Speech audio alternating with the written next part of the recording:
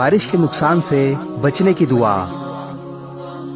حضرت انس رضی اللہ تعالیٰ عنہ سے روایت ہے کہ بارش کی کثرت سے نقصان کے خدشے کے وقت رسول اللہ صلی اللہ علیہ وآلہ وسلم نے یہ دعا فرمائی: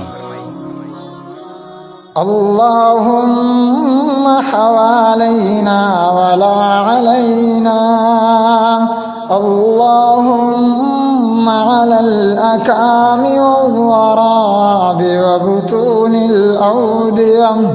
وبطون الأودية ومنابت الشجر۔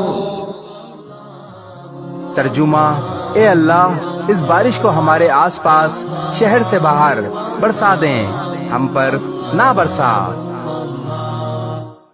اے اللہ، اسے ٹیلوں پر برسا اور پہاڑوں کی چوٹیوں پر اور پہاڑی نالیوں پر برسا اور جہاں درخت پیدا ہوتے ہیں۔